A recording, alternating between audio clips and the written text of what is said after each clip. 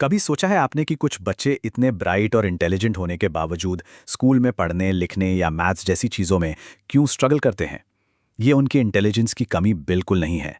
ये कुछ और है और इसे समझना हम सबके लिए बहुत ज़रूरी है। तो आज के इस सफर में हम लर्निंग डिसेबिलिटी यानी सीखने की अक्षमता को पूरी तरह से समझेंगे। हम जानेंगे कि ये असल में है क्या, इसके आम संकेत क्या होते हैं, इसे पहचाना कैसे जाता है, कौन सी स्ट्रैटेजीज हैं जो वाकई में काम करती हैं, और सबसे ज़रूरी, एक मजबूत सपोर्ट सिस्टम कैसे बनाया जा सकता है। चलिए शुरुआत करते हैं सबसे बुनियादी सवाल से। आखिर ये सीखने की अक्षमता है क्या, और शायद इससे भी ज़्यादा ज़रूरी सवाल, ये क्या नहीं है। तो देखिए, लर्निंग डिसेबिलिटी एक तरह का सिंड्रोम है जो उन बच्चों में पाया जाता है जिनकी इंटेलिजेंस या तो नॉर्मल होती है या फिर नॉर्मल से भी ज़्यादा। इसमें ना कुछ खास एरिया में सीखने में दिक्कत होती है, जैसे पढ़ने में, जिसे हम डिस्लेक्सिया कहते हैं, लिखने में, जिसे डिस्ग्राफिया कहते हैं, और हिसाब किताब यानी मैथ्स में, जिसे डिसकैल्कुलिया कहते हैं। और यहीं पर सबसे बड़ी गलतफहमी होती है जिसे हमें दूर करना है। सीखने की अक्षमता का इंटेलिजेंस या बुद्धिमानी से कोई लेना देना नहीं है। ये एक न्यूरोलॉजिकल कंडीशन है, मतलब दिमाग इंफॉर्मेशन को बस थोड़े अलग तरीके से प्रोसेस करता है।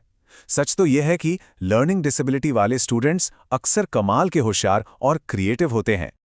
तो सवाल ये उठता है कि अगर इसका इंटेलिजेंस से लेना देना नहीं है, तो हम इसे पहचानेंगे कैसे? चलिए अब उन आम संकेतों और विशेषताओं को समझते हैं जो हमें इन स्टूडेंट्स की चुनौतियों को पहचानने में मदद करते हैं।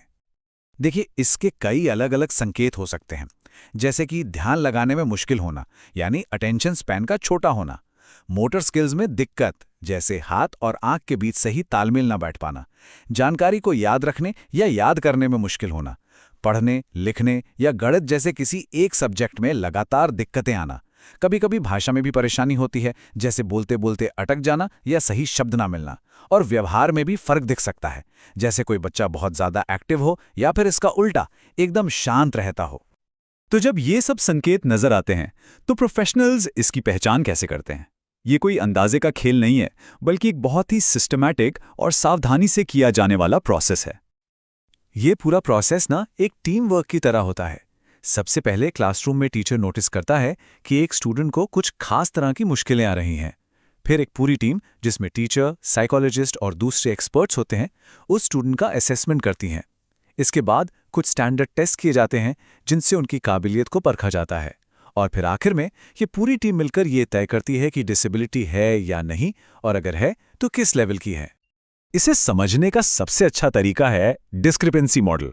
सोचकर देखिए, आपके पास एक बहुत पावरफुल इंजन वाली कार है, लेकिन इसके गियरबॉक्स में कोई खास दिक्कत है। इंजन में तो पूरी जान है, पर गाड़ी अपनी फुल स्पीड से चल ही नहीं पा रही। बस यही है डिस्क्रिपेंसी मॉडल। प्रोफेशनल स्टूडेंट की दिमागी क्षमता, यानी उसके आईक्यू, और उसकी असल पढ़ाई लिखाई की परफॉर्मेंस के बीच इसी बड़े गैप को देखते हैं। पहचान करना एक बहुत जरूरी कदम है, लेकिन असली काम तो अब शुरू होता है। चलिए अब उन असरदार रणनीतियों पर बात करते हैं जो एक स्टूडेंट की सीखने की छिपी हुई क्षमता को अनलॉक करने में मदद करती हैं। एक बहुत ही कमाल की टेक्निक है मल्टी सेंसरी अप्रोच, जिसे VAKT भी कहते हैं। इसका फंडा बहुत सिंपल है।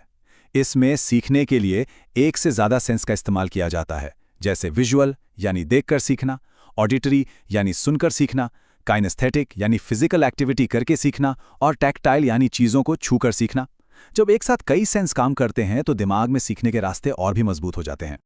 मल्टी सेंसरी अप्रोच के अलावा और भी कई पावरफुल स्ट्रैटेजीज हैं, जैसे कि डायरेक्ट इंस्ट्रक्शन, जिसमें बिल्कुल साफ साफ गोल सेट करके स्टेप बाय स्टेप सिखाया जाता है।